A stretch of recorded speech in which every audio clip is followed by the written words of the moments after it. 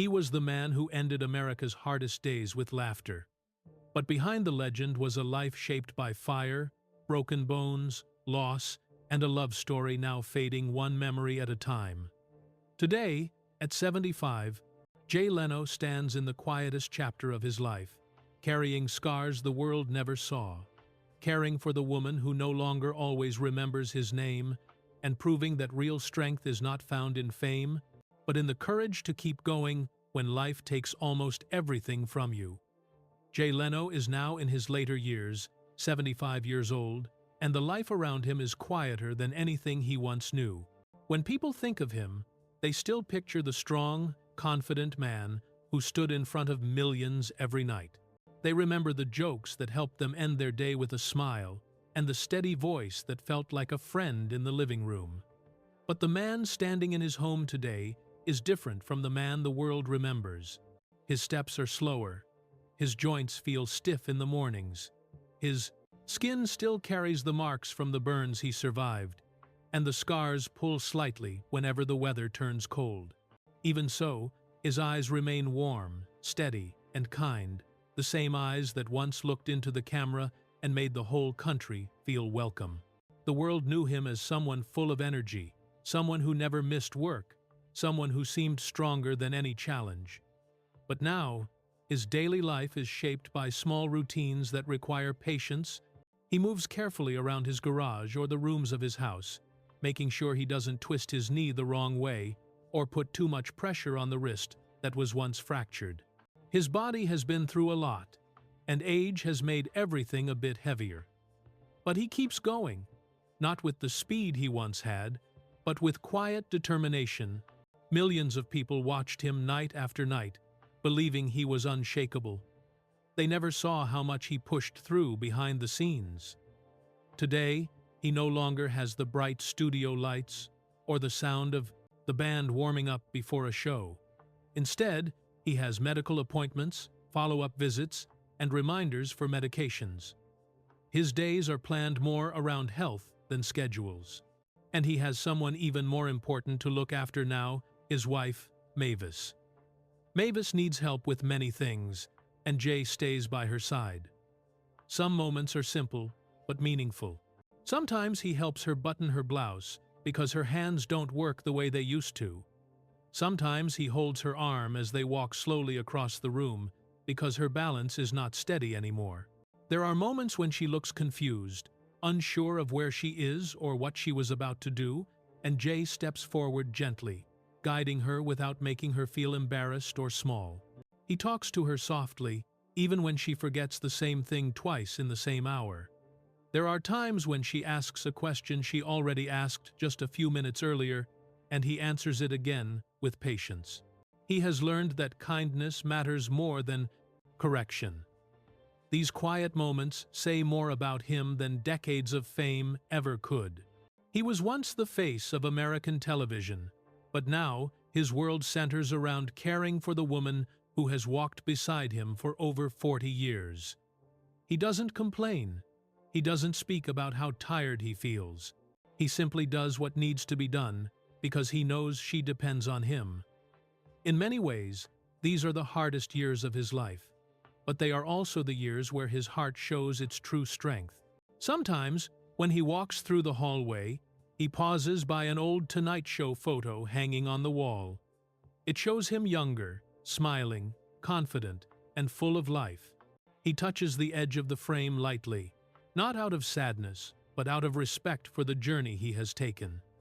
Then he turns away and returns to Mavis, because she is the part of his story that still needs him the most.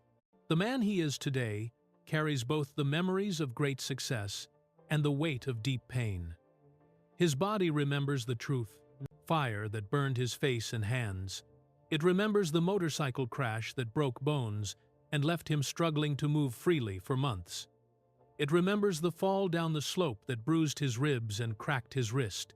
His heart remembers losing his parents, losing his brother, and now facing the slow fading of the woman he loves. These experiences did not make him bitter. They made him gentler, quieter, and stronger, in a way that fame could never measure. He doesn't talk much about these hardships. He chooses instead to keep showing up, to keep working when he can, to keep fixing cars, and to keep caring for Mavis, even on the days his own body aches. This stage of his life is not defined by applause or cameras. It is defined by endurance. It is defined by waking up each morning, taking a breath, and deciding to give the day his effort, even when it would be easier to rest. If someone walked past him in a store today, they might simply see an older man with careful steps and a tired smile. They might not recognize the strength it takes for him to keep moving. They might not know that behind those quiet moments lies a lifetime of battles, victories, heartbreaks, and survival. They might not know that he once held the attention of an entire nation, and Jay doesn't remind them. He has never been the kind of man to show off what he has overcome. He focuses on the simple things now, helping Mavis through the day, keeping his mind busy with projects, and finding small reasons to be grateful. His life has slowed down, but his spirit has not faded. He knows pain, but he also knows purpose, and that purpose keeps him steady. Before someone tells the full story of his life, they must understand this version of him first. Not the legend in the suit behind the desk, but the man who has lived through fire, through loss, through age, and still keeps choosing kindness. To understand how a man becomes this strong in the final chapters of his life, you have to return to where the world first tried to break him long before anyone knew his name. Jay Leno grew up in a small working-class home where money was always tight, but love was steady. His parents were the kind of people who believed in hard work and doing the right thing even when no one was looking. His father had immigrant roots and worked long hours to keep the family stable. His mother came from Scotland and carried a gentle warmth that made their home feel safe, even when life outside was difficult. They didn't have much, and they lived simply, but there was always food on the table and a feeling that the family would face everything together. Jay grew up watching his parents sacrifice quietly, never complaining, always doing what needed to be done. Those early years planted deep values in him that he would carry for the rest of his life. School, however, was a completely different world for young Jay. It wasn't a place where he felt supported or understood. It was a place where he felt small. He struggled with dyslexia long before people understood what that meant. When he looked at a page, the letters didn't sit still the way they were supposed to. Words shifted, lines blurred, and everything felt confusing. While other children read smoothly, he felt like he was fighting the page just to understand a single sentence. He didn't know why it was so hard for him. No one had explained it. He only knew that every day felt like a new battle he was expected to lose. Teachers often misunderstood him. They saw a boy who couldn't keep up and assumed he wasn't trying. Some thought he was lazy, unfocused, or simply not smart. Jay tried to explain, but the words never came out right. It hurt to see the disappointment in the adults around him, and it hurt even more to see classmates move ahead so easily while he stayed stuck. Instead of receiving help, he was judged. Instead of encouragement, he got warnings and negative comments on his report cards. The classroom. He didn't feel like a place for learning. It felt like a place where he was constantly being told what he couldn't do. The moment that left the deepest mark came when a school guidance counselor sat across from Jay's mother and gave a harsh opinion that should never be said to any child. The counselor said, "Education isn't for everybody." Jay heard the words clearly, and they stayed with him for years. To a young boy already struggling, it felt like someone confirming his worst fear, that he wasn't good enough and never would be. That sentence didn't just hurt his feelings, it shaped his inner world. It created shame, anger, and confusion. But somewhere inside him, it also created a spark of determination. He didn't know how, and he didn't know when, but he felt a small promise forming inside himself that he would prove that counselor wrong someday. In the middle of all this pain, Jay found one thing that made him feel like he belonged: making people laugh. He started small. He would imitate teachers, exaggerate their voices, or mimic how they walked. Classmates laughed, and for the first time, he felt noticed in a good way. He wasn't the slow kid or the one who couldn't read properly. He was the funny one. When people laughed, they stopped seeing his mistakes. They stopped seeing his struggles. They stopped seeing him as the kid who didn't fit in. Laughter became a shield for him, a way to protect himself from the embarrassment and frustration he felt every day in class. Slowly, he realized that humor made life easier. It became a kind of survival method. When he felt overwhelmed by schoolwork, he turned to humor. When he felt judged, he turned to humor. When he felt alone, he used humor to reach other people. He didn't think of it as the start of a career. He just knew it helped him get through the day. It helped him hide the hurt, and it helped him feel like he had something valuable to offer, even if it wasn't what school expected from him. At home, his parents balanced each other in ways that deeply influenced Jay. His father believed strongly in effort and responsibility. He taught Jay that life doesn't hand out rewards for free. You work for everything you get. He would show Jay how to fix things around the house or explain the importance of staying disciplined. Jay might not have been good at school, but his father made sure he knew the value of showing up, doing the job, and pushing forward even when it's hard. His mother, on the other hand, was gentle and encouraging. She gave him comfort after difficult days and reminded him he was worth more than the grades on his papers. She believed in him even when he didn't believe in himself. Her soft confidence in him acted like a blanket that warmed the parts of him that felt cold from school's harsh judgments. Together, his parents gave him structure on one side and emotional support on the other. Those two forces, discipline and kindness, shaped the man he would become. When people later admired Jay's confidence, charm, and humor, they often thought those things came naturally. But the truth is that his talent came from the painful parts of his childhood. Comedy wasn't born from an easy life. It grew out of struggle. It grew out of the feeling of being misunderstood. It grew out of the constant effort to turn hurt into something lighter. These early years did not just give him a dream. They gave him resilience. They gave him thick skin.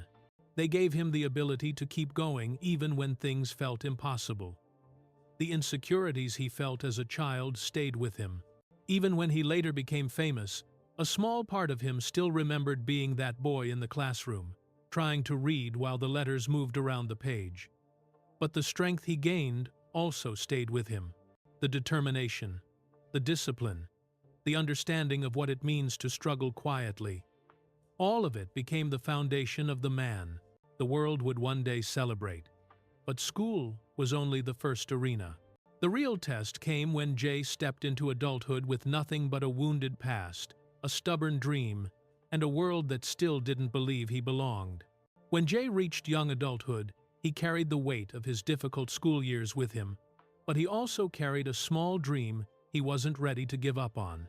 He left home after finishing high school and stepped into a college in the city, choosing a subject that seemed practical because people expected him to pick something sensible. He tried to follow that path, but inside, he felt pulled toward comedy. It was the only thing that had ever made him feel confident, the only thing that made him feel seen. Still, it was hard to explain that to others. So, he balanced both worlds, the life people thought he should live and the life he secretly hoped he could build. Money was a constant struggle. Jay didn't come from a wealthy family, and there was no safety net waiting for him if things went wrong. He had to support himself, and that meant taking any job he could find. He delivered pizzas through snowstorms and cold winds that cut through his clothes. He worked in garages where the smell of oil clung to him long after he went home. He hauled heavy parts in auto shops, cleaned up messes no one else wanted to deal with, and did small tasks at dealerships just to earn a few dollars. These jobs didn't pay much, but they helped him survive. And while he didn't know it at the time, these workplaces also sparked a quiet love for machines and engines that would stay with him for the rest of his life. Even with all the jobs, life never felt stable. Money disappeared almost as soon as he earned it. Rent was a worry every month, and some weeks he didn't know if he could make it. There were nights when he didn't have enough to pay for a room, so he slept in his car. The car wasn't warm. During winter, frost covered the windshield. The breath turned into mist inside the car, and he had to curl up tightly just to stay somewhat warm. Hunger was part of his daily life. Sometimes he counted coins in his hand to see if he could buy cheap food, or at least put a little gas in the car so he could make it to work or an open mic. These moments tested him, but he didn't walk away from his dream. He kept pushing forward even when it felt like he was barely holding things together. At the same time, he started doing stand-up. The comedy world was tough, especially for someone with no connections and no money. He went to open mic nights in small, smoky clubs that were far from glamorous. Many places were loud, crowded, and filled with people who weren't interested in listening. There were long waiting lists, and he often waited for hours outside in the cold just for a chance to perform for 3 minutes. Sometimes he didn't get to perform at all because the list was too long. Other times, club owners didn't take him seriously and told him to come back another time, knowing very well that he probably wouldn't get on stage then either. Some nights the crowd talked over him as if he wasn't even there. The silence after one of his jokes felt heavier than any insult. There were small humiliations that chipped away at his confidence. An owner looked him straight in the face once and said he just wasn't interesting enough. Another time, someone told him he didn't have the spark and should probably try something else. These words hurt, especially because they reminded him of things he had heard as a child. But unlike the boy who once sat in a classroom feeling helpless, the young man standing in these clubs refused to leave. The world had told him he didn't belong before, and he wasn't ready to hear that message again. But not everything was painful. Every so often, he got a tiny win that kept him going. One night, after waiting what felt like forever, he finally got on stage and did the short set that actually worked. The audience laughed, not loudly, not constantly, but enough to make him feel something shift inside him. Afterward, a stranger approached him, smiled, and said, "You're funny." That simple sentence felt like fuel. It reminded him why he was doing all this. It reminded him that even one person believing in you can push you through another week of struggle. These tiny victories were enough to keep him moving forward. They weren't big moments. No one wrote about them. No one clapped loudly. But they mattered. They taught him that he could make people laugh if he kept trying. They helped him understand timing, tone, and what audiences wanted. Every unpaid performance shaped him. Every night waiting outside a club taught him patience. Every ignored joke helped him improve the next one.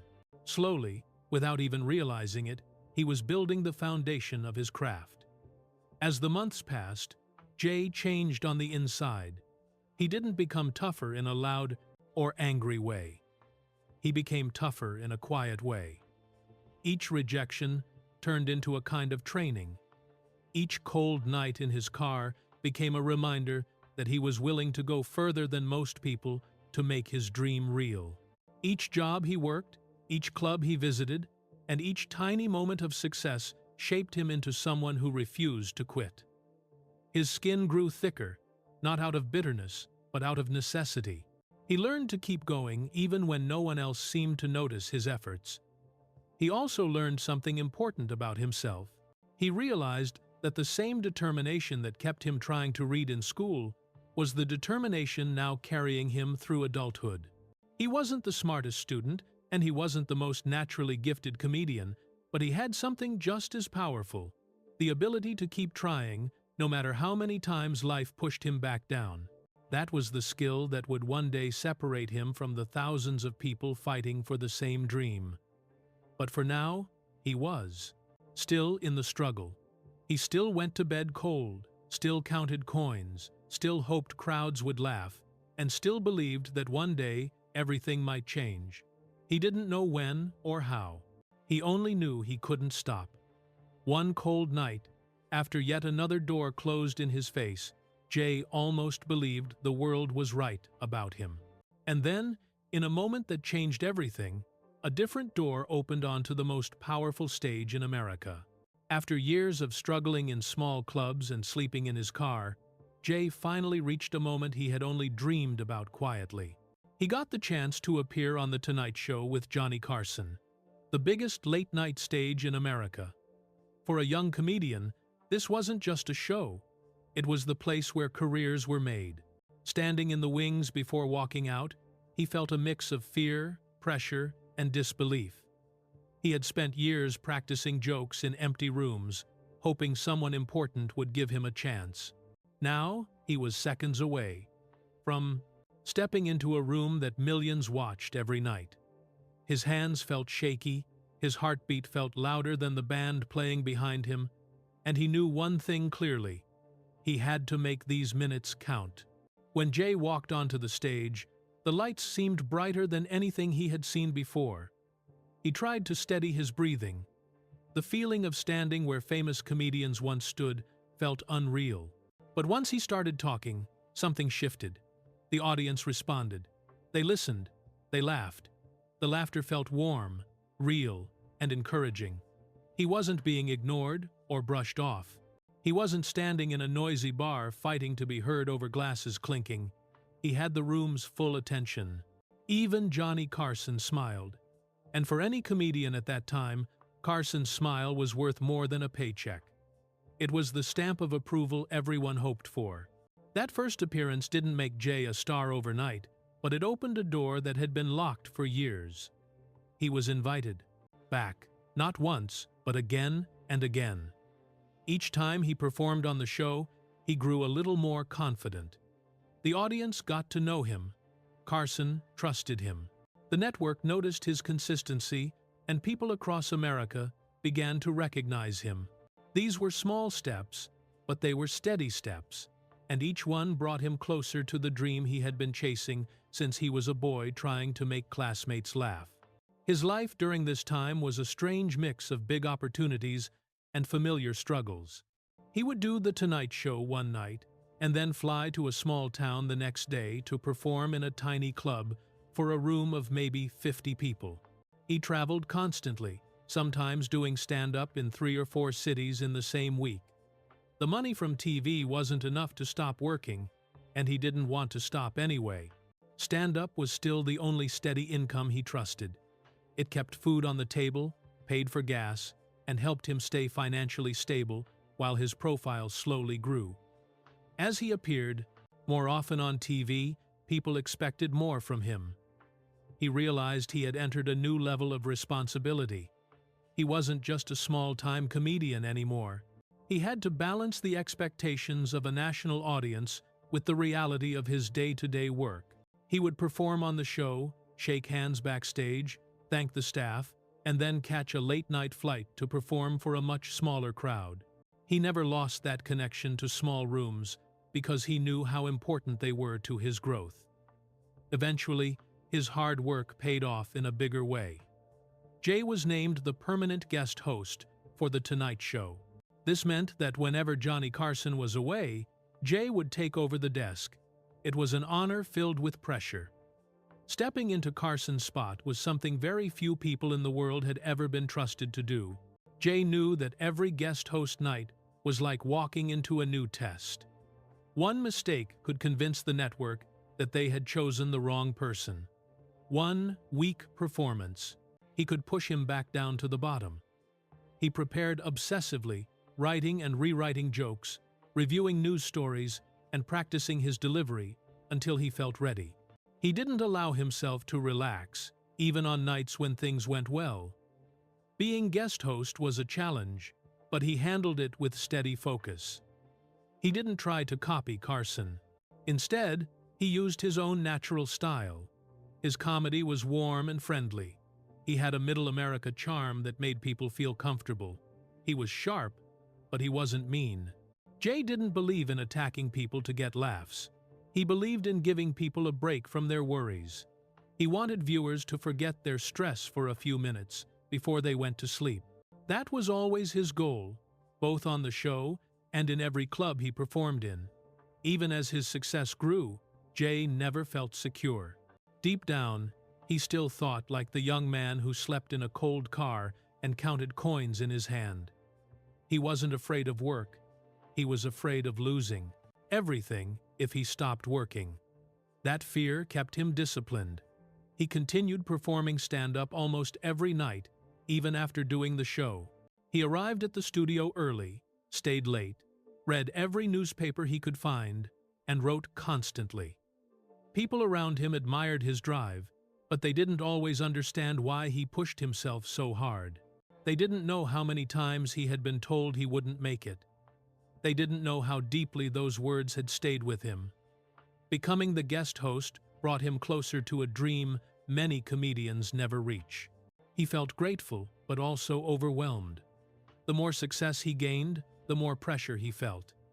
Fans loved him, but critics watched him carefully. People compared him to Carson. They wondered if he could ever fill such a legendary seat. Jay heard the whispers, but he didn't respond. He simply kept working. As the years passed, it became clear that Jay was being shaped into something bigger than a regular guest. The network trusted him more and more. His appearances brought in strong ratings. Viewers connected with him. There was a growing sense that he might be the one chosen to take over when Carson eventually stepped down.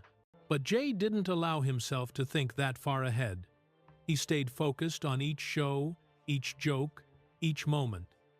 He believed that the second he let himself relax, everything he had worked for could disappear. Then came the moment he had worked toward for years. The moment he had never allowed himself to fully imagine. The moment when he was told he would take over The Tonight Show. It was the dream, the goal, the thing he had once thought impossible. But dreams are rarely simple. And when he finally took the chair for good, it looked like the fulfillment of everything he had fought for. But sitting in that seat came with a cost he never saw coming. When Jay officially became the host of The Tonight Show in 1992, it was a moment millions watched closely. People had their own opinions about whether he should be the one to take over after Johnny Carson, a man who had been loved for decades. Some viewers welcomed Jay right away because they already liked him as a guest and a guest host. Others compared him to Carson and wondered if he could ever match that legacy. Jay felt all of this pressure, even if he didn't say it out loud. He knew he had to prove himself every single night. He knew the entire country was paying attention to how he handled that famous desk. It wasn't just a job, it was a test he had to pass over and over again. Jay understood that the only way to succeed was to outwork everyone and never slow down. He built a routine around discipline. Every morning he reached the studio early, long before most people arrived. He read through several newspapers, marking them, cutting out articles, and searching for anything he could turn into a joke. He believed comedy needed fresh material, and he didn't want to rely on old ideas. After reading, he spent hours writing and rewriting jokes. He moved words around, changed punchlines, and tested timing again and again until he felt it would work for the live audience. Nothing about his process was casual. He treated each day like he had something to prove. When afternoon came, they rehearsed the show. Jay went through the monologue, checked the script, discussed the segments, and made sure everything was smooth. Then the taping happened, and for that 1 hour, he became the Jay the world recognized. Calm, funny, charming, and confident. Viewers saw the performance. They saw the smile, the easy jokes, and the relaxed body language. They didn't see the hours of preparation behind it. They didn't see the tiredness or the worry he kept hidden. Once the camera turned on, he gave everything he had. But his day was never finished after the show. Most nights, instead of going home, Jay went back out to do live stand-up in small clubs around Los Angeles. He used these shows to stay sharp and test new material. People wondered why he still performed in clubs when he had the most important job in late-night TV. The truth was simple. He never trusted that success would last. He had been poor before. He had been rejected before. He didn't ever want to feel that helpless again. So he worked constantly, as if everything could disappear if he took one night off. The show grew quickly. Ratings were strong. Viewership was massive. Millions tuned in night after night. NBC earned huge profits. Jay's salary reached numbers most people could never imagine. On the outside, everything looked perfect.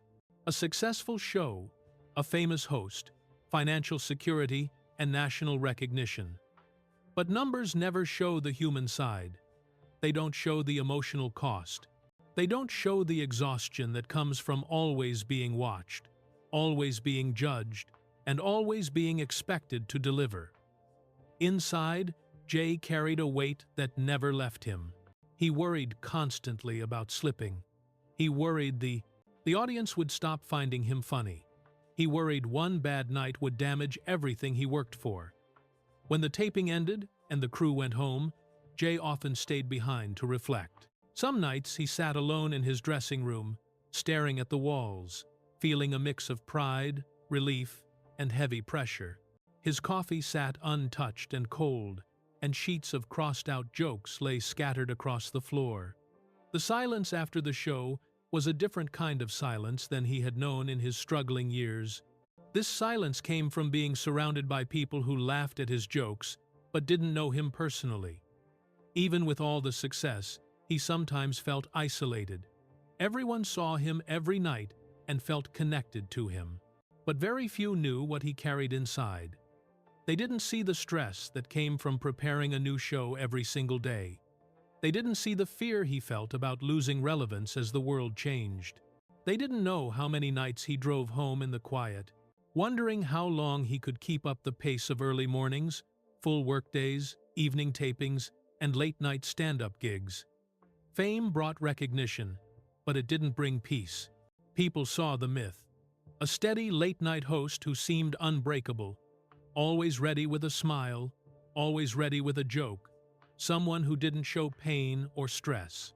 But the man behind the desk was still the same person who once slept in a cold car and counted coins for dinner. He never forgot where he came from, and that made him work harder than anyone else. Viewers across America ended their day with his monologue. They tucked themselves into bed with laughter because he made things feel lighter. Meanwhile, he was driving home late at night, thinking about the next day's show and wondering whether he had done enough. He didn't complain about the workload. He accepted it because he believed that if someone gave him a chance, he owed them his best.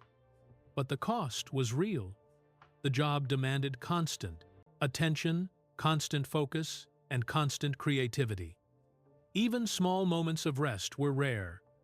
When he did rest, his mind still raced with jokes, ideas, and worries. The expectations of being host of The Tonight Show never left his shoulders. It was a title that brought honor, but also pressure he carried quietly. There were nights when he returned home too tired to speak. There were nights when he lay awake thinking about jokes that didn't land as well as he hoped. There were mornings when he forced himself out of bed, even though every part of him wanted to sleep longer. People saw the polished version of the job, not the emotional cost. Jay kept most of it to himself because he didn't want to seem ungrateful. He knew he was lucky, but luck didn't protect him from pressure. Still, he pushed forward every day. He believed in consistency. He believed in showing up. And even when the work felt heavy, he reminded himself of the years when he would have done anything just to be noticed. He didn't take the job for granted. He didn't slow down, even when slowing down was exactly what he needed. But success, no matter how strong, does not shield anyone from challenges. The smooth routines and high ratings made it seem like Jay was securely at the top.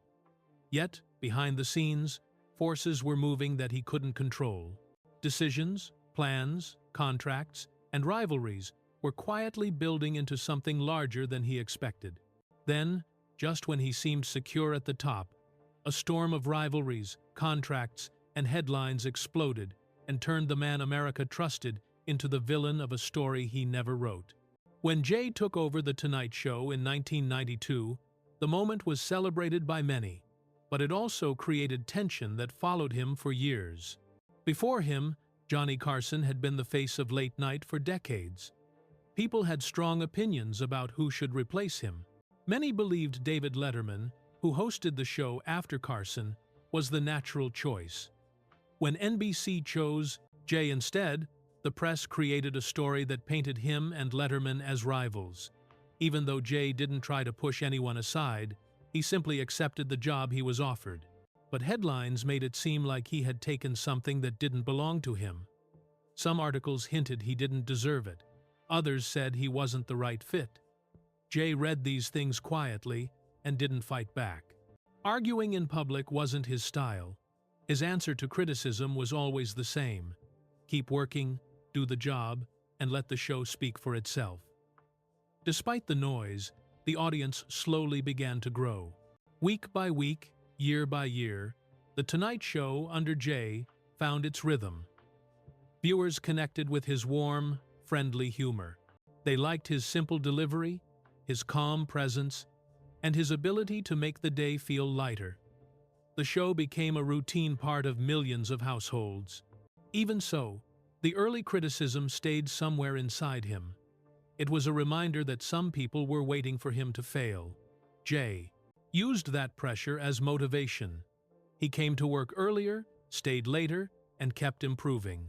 By the early 2000s, he had long proven himself, but the memory of those early doubts never fully faded. In 2004, NBC made an announcement that surprised him and the public. They said that in 2009, Conan O'Brien would take over as the next host of The Tonight Show. Jay publicly supported the plan, saying it was fair and showing respect toward Conan, but privately, it was not easy for him. The show was not just a job, it was his life's work.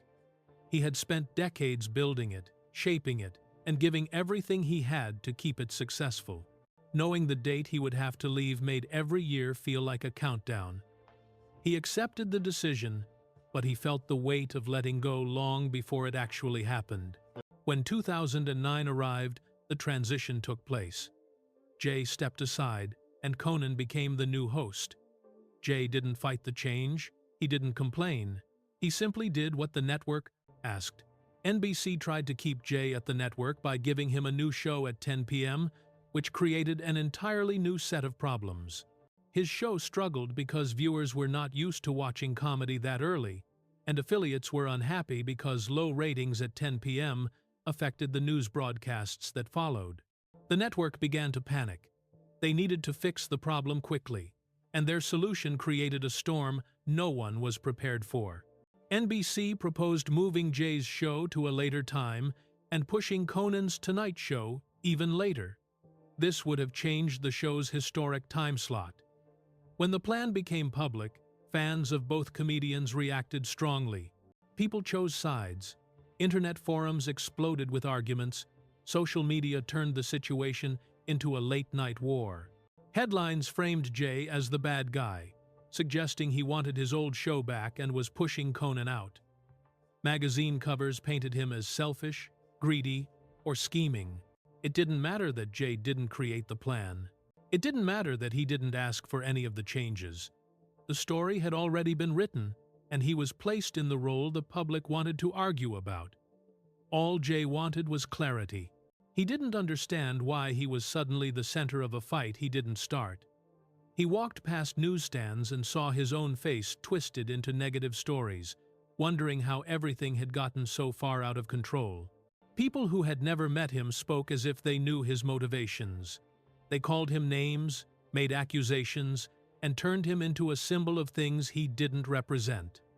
Through it all, he stayed mostly quiet. He didn't want to turn the situation into a battle of public statements. He didn't want to blame Conan or the network. He didn't want to make things worse. His approach was the same as always. Stay calm, do your work, and hope the truth becomes clear.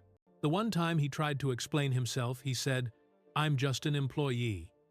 It was a simple sentence, but it revealed how confused and tired he felt. He didn't make the decisions, He didn't plan the changes. He was following the direction of the company he worked for, the same company he had been loyal to for decades. That sentence showed how powerless he felt while the world argued around him.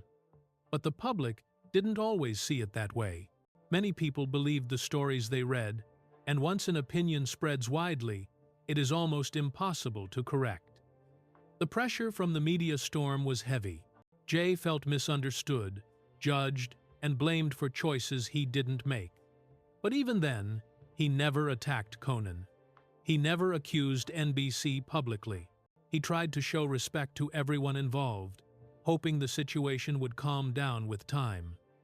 Eventually, the network ended the new arrangements and returned Jay to The Tonight Show. Some viewers were happy, others were angry. The entire experience left marks on him that he rarely talked about. It was one of the hardest periods of his career, not because of ratings or work, but because people questioned his character. Jay had spent his whole life trying to make people happy. Suddenly, millions were being told that he was the problem.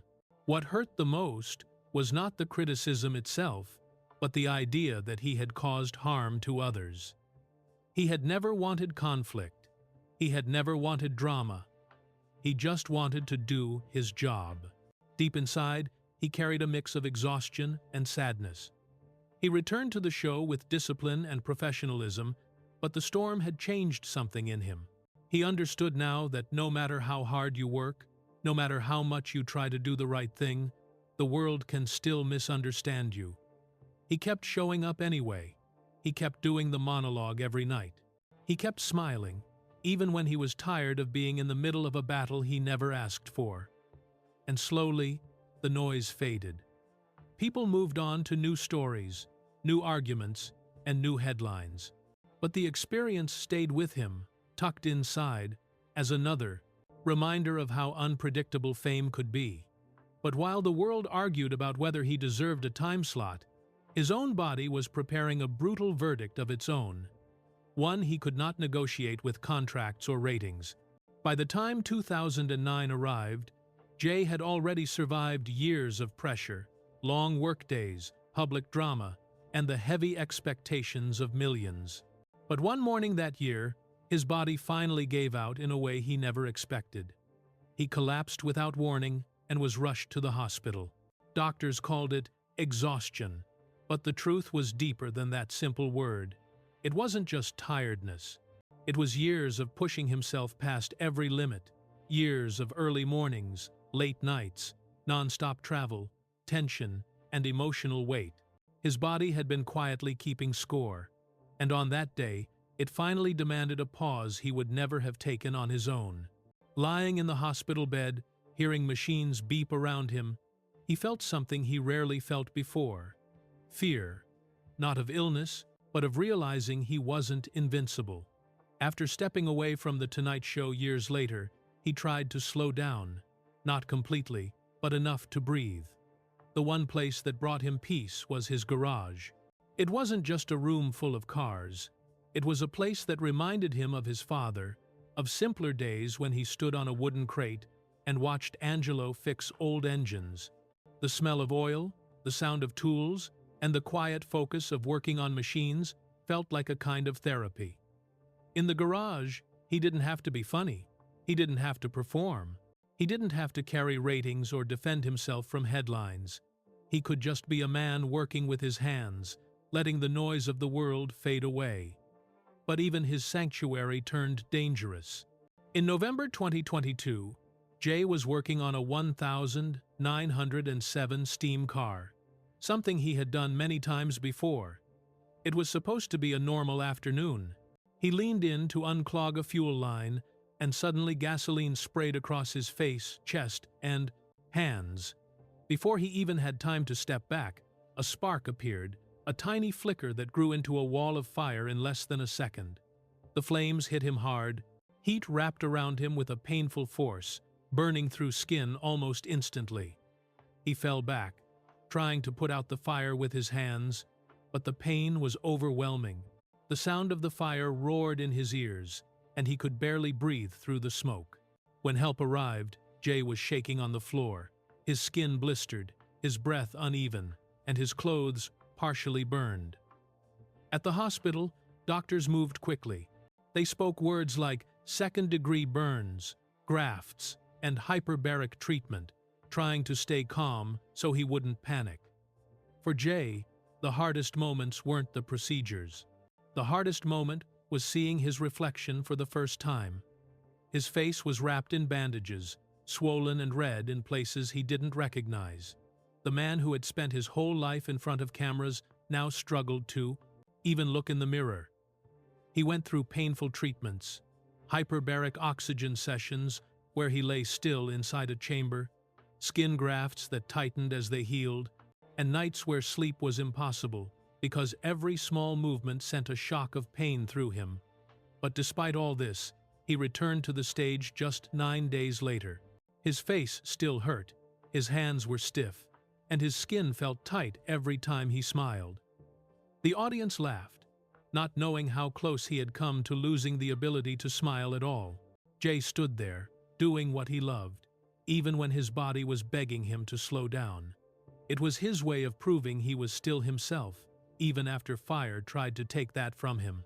2 months later, in January 2023, another accident struck.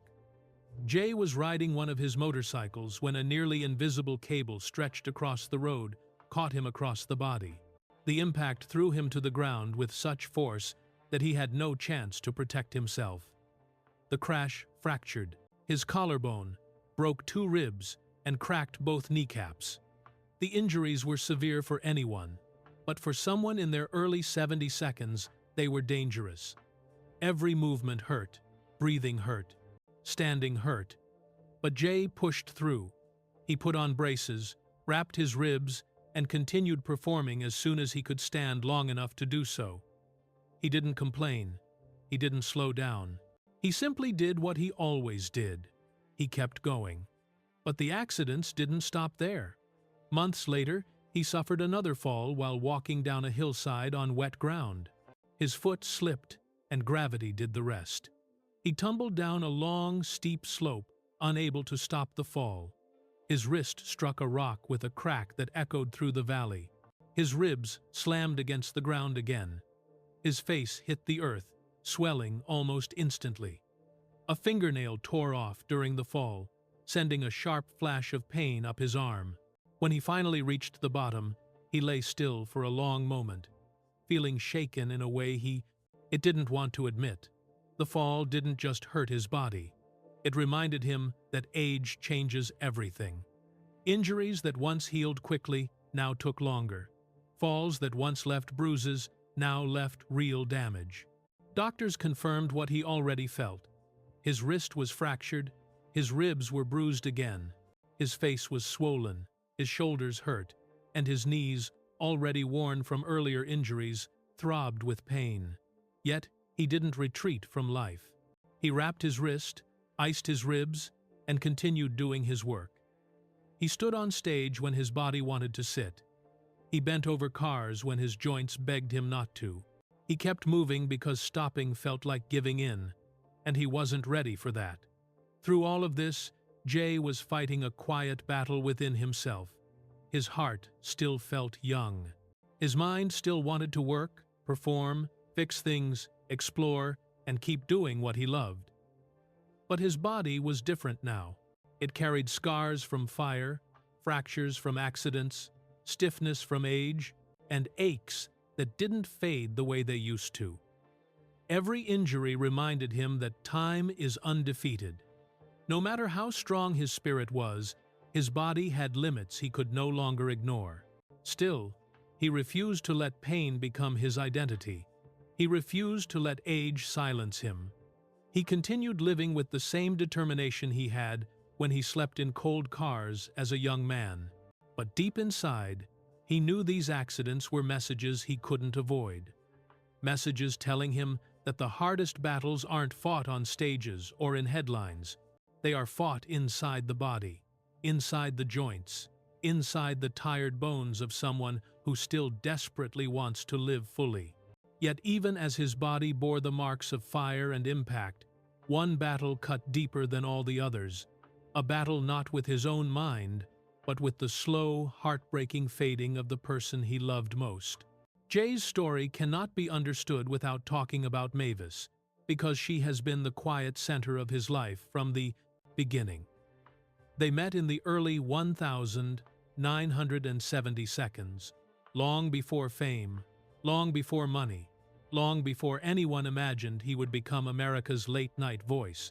He was just a young comedian running between small stages with wrinkled clothes and a thin wallet. She was a bright, thoughtful young woman with strong beliefs and a calm strength that balanced his restless energy.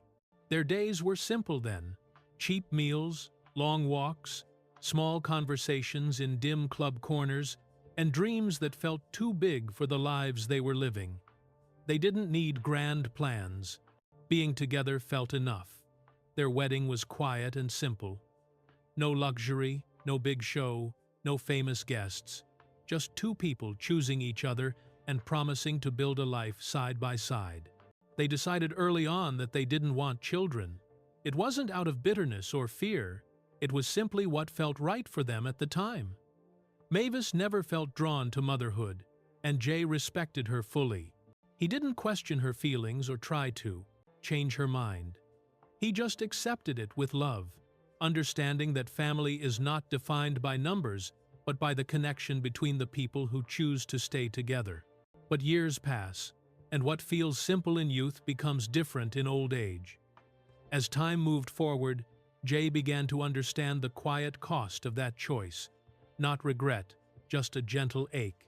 Houses grow quieter when there are no children filling the spaces. Holidays feel different when only two people sit at the table.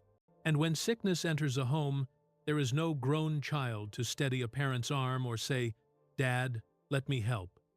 Jay never said he wished things had been different, but the emptiness around them sometimes made itself known in soft ways. An extra chair unused, a hallway too silent, a night that felt longer than usual. Then came the hardest part of all, Mavis's dementia. It started slowly, like a light flickering. She misplaced simple items. She forgot whether she had eaten. She asked the same question twice. At first, Jay tried to joke gently, hoping it was just normal aging, but the signs grew clearer. She lost track of days. She became confused in rooms she had lived in for years. She hesitated before saying someone's name. The moment that broke something inside him was when she looked at him with soft confusion and asked, "Have we met?" Jay didn't let his face show pain. He just smiled and said gently, "Yes, sweetheart, it's me. I'm Jay. We've known each other a long time." He became her caregiver, even though his own body hurt from burns, falls, and broken bones. His hands, stiff from skin grafts, buttoned her blouse each morning. His knees, still aching from fractures, supported her when she needed help walking. When she felt lost or afraid, he wrapped his arms around her, even though his ribs still felt sore from past injuries. He guided her through the house slowly, speaking softly, reassuring her with patience that came from love, not duty. Some afternoons he played old Tonight Show tapes. She would watch the younger version of him on screen and laugh. "He's funny," she'd say, without realizing she was talking about her own husband. Jay never corrected her. He just smiled and replied, "Yeah, he tried his best." Sometimes she recognized him. Sometimes she didn't. But he stayed close no matter what, holding her hand every night, making sure she felt safe, even when her memory couldn't hold on to the world the way it used to. Through these struggles, Jay also carried the pain of losing three of the closest people in his life, all to cancer. First his mother, who had supported him through every failure and every dream. Then his father, who had taught him responsibility and the value of working hard with your own hands. And finally, his brother, the last person who shared his childhood memories. Each loss felt like losing a part of the foundation he stood on. He grieved them deeply, but quietly, the same way he handled everything else in life. And even when grief sat heavy on him, he still showed up for work, still made people laugh, still kept moving forward, because that was how he honored the people he had lost. Today, Jay's net worth is incredibly high, over $450 million. But for him, that number is not about showing off. It represents the long road he traveled, from a kid who could barely afford gas to a man who saved every Tonight Show paycheck, invested wisely, and lived simply even when he didn't have to. His huge garage, filled with rare cars and old machines, isn't about luxury. It's about memory. It's about connection to his father, about curiosity, about turning hard work into something meaningful. He still wears denim shirts. He still works on engines. He still believes in earning things with effort. Wealth didn't change his habits. It only showed how far discipline can take a person. Jay also gives quietly. He donates to veterans, hospitals, burn centers, engineering students, and families in crisis. Many people never find out because he doesn't seek attention for it. He has a living trust that ensures Mavis will be cared for no matter what happens to him. The rest of his estate will eventually support charities, students, and causes he believes in. He doesn't boast about it. He just sees it as the right thing to do. In the end, his life teaches something simple but powerful: that aging is not a failure, it is a chapter. That strength is not in pretending to be invulnerable, but in getting up every day even when your body hurts and your heart is heavy. That love is not measured by how perfect someone's memory is, but by how steady you remain when that memory fades. That scars, losses, and struggles don't make you weak, they make you human.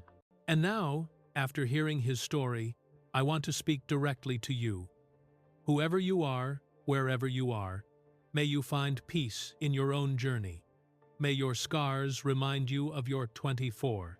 Courage, not your suffering.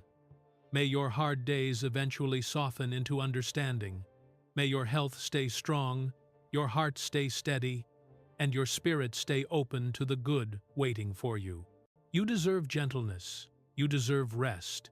You deserve to feel proud of how far you've come.